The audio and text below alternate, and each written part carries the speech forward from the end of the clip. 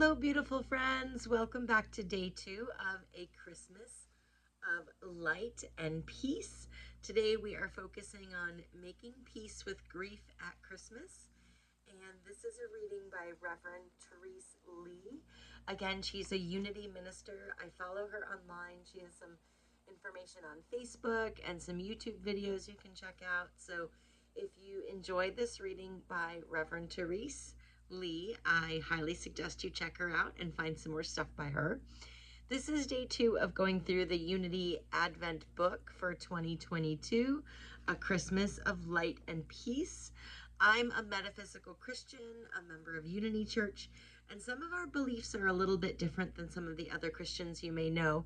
So I thought that this year I would go through this Advent book with you, and you could learn a little bit more about me and my beliefs, and have another way to help celebrate Christmas. So if you missed yesterday's video, I went through some introductory readings, Finding Light and Peace at Christmas, Igniting Hope in the World, and What Child Is This? So you can go back to yesterday's video if you missed that.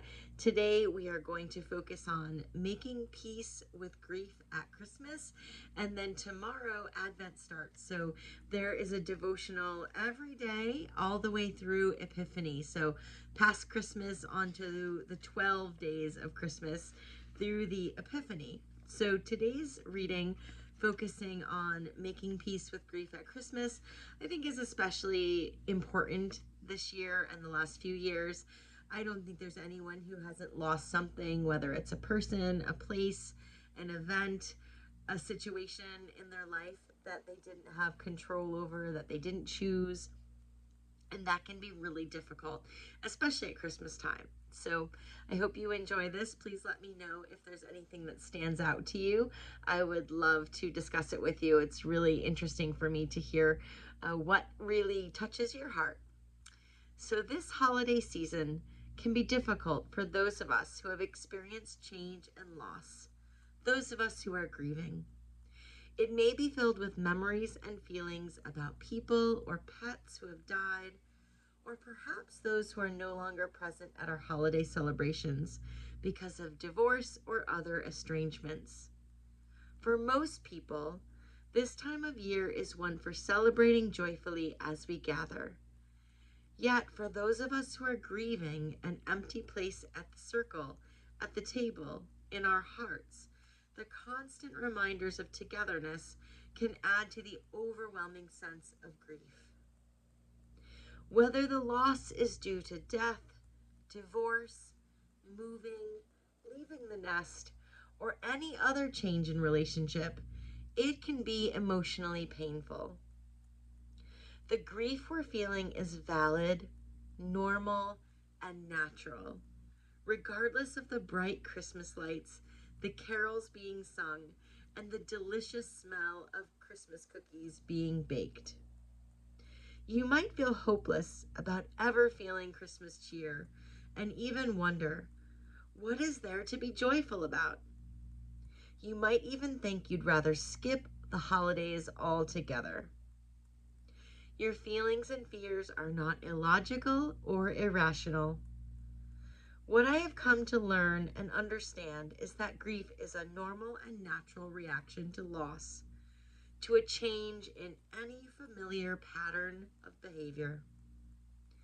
This familiar behavior could be many years old, like being surrounded with 10 brothers and sisters on very loud Christmas mornings as kids, to this year waking up to an absolute quiet now that I live alone. The familiar behavior can be more current too.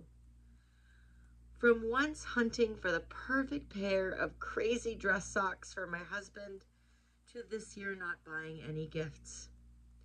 Knowing these are normal and natural reactions to loss brings me great comfort. The good news is that grief doesn't have to affect holiday seasons for the rest of our lives. We can make peace with our grief during the holidays. My peacemaking practice for the holiday season is to accept, acknowledge, and allow.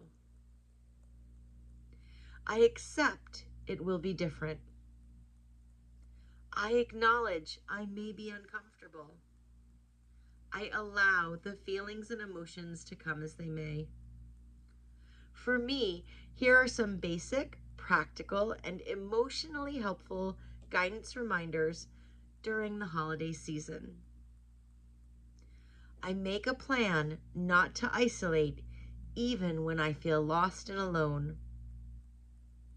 I'm honest about how I feel. I sit with my feelings and I talk about them.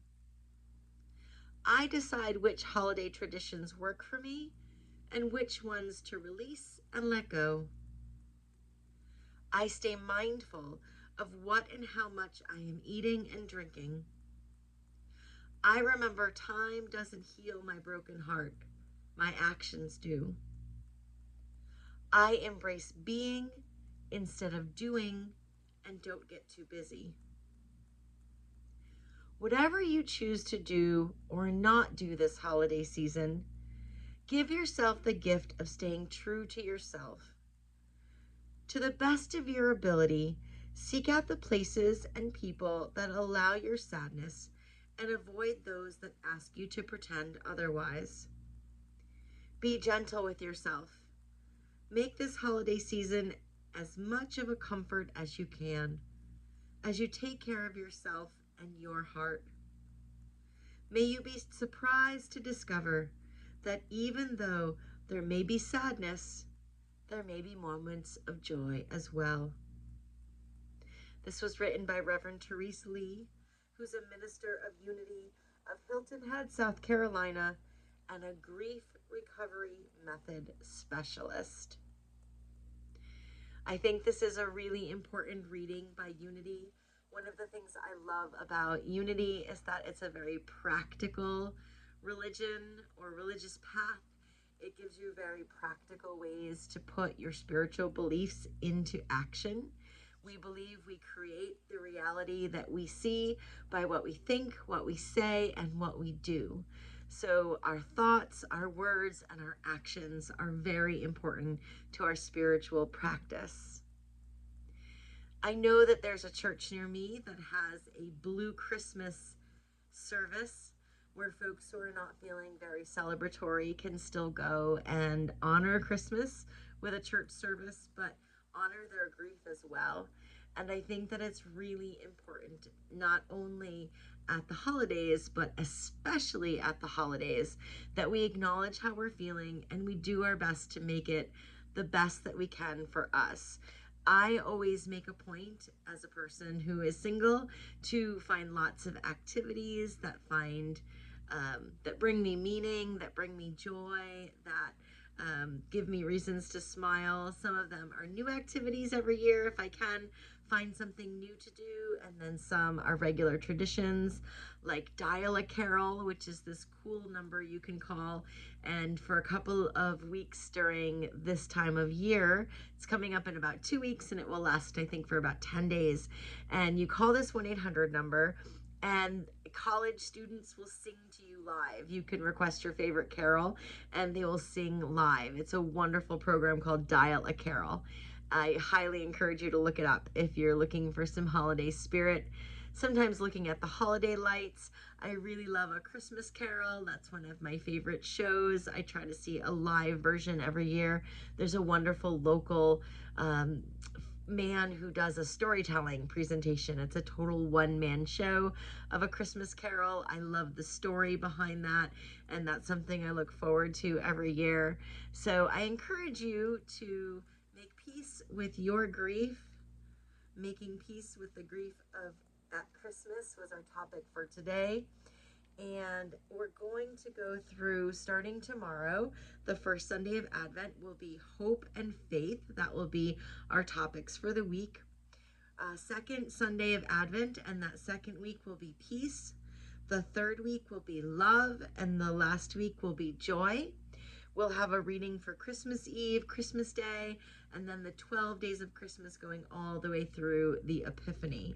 So I would love if any of this touched your heart, or if you have any questions or comments, if something really sparked some joy or even maybe some sorrow that you are happy and ready to release. If you feel comfortable, I would love if you shared that with me. If you found this useful, I would be so grateful if you shared it with someone who you think might like it and appreciate it and find value in it too. As always, I am sending you love, light, peace, blessings, and joy. Please take care of yourself, take care of each other, and take care of Mother Earth. I'm Stephanie Bandozik from upstate New York at the Unity Garden Homestead, and I am wishing you Christmas blessings today and always.